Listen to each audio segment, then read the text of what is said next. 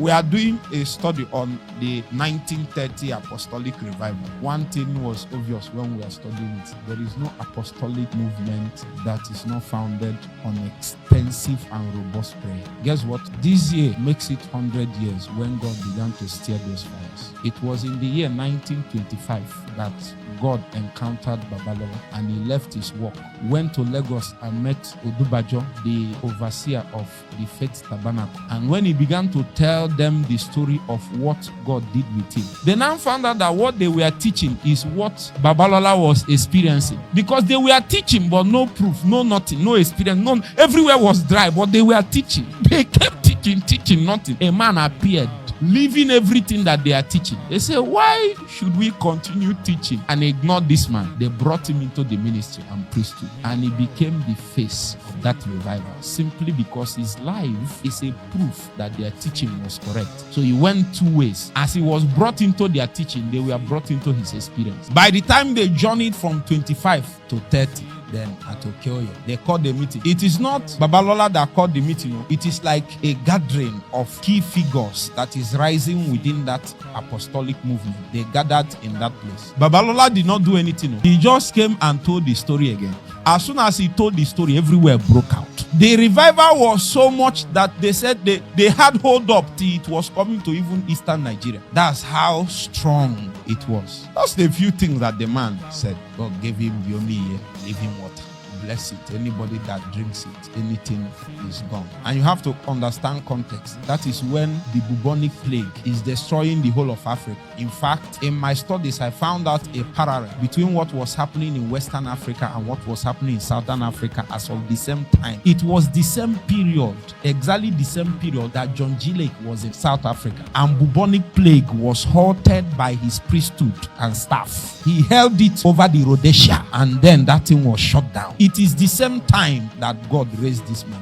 These two things, one thing that they called themselves, even in the days of John G. Lake, the churches that were raised in Southern Africa, all related to each other, are called the Apostolic Faith Movement. The same thing with the one in Nigeria, and they are not related.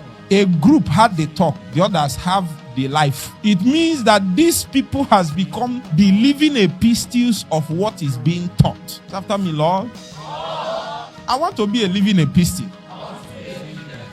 Because of what that man touched, many apostles like him rose. Everybody want to be like him. They have been reading Bible.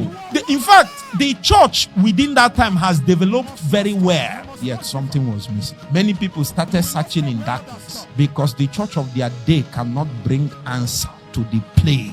Whether it's economic plague, because there was a depression that time, or whether it is witchcraft. When I studied that man, I saw that God gave him power over witchcraft. He gave him power over all kinds of sicknesses. If he comes, all the idols, idolatry will be packed together and burned.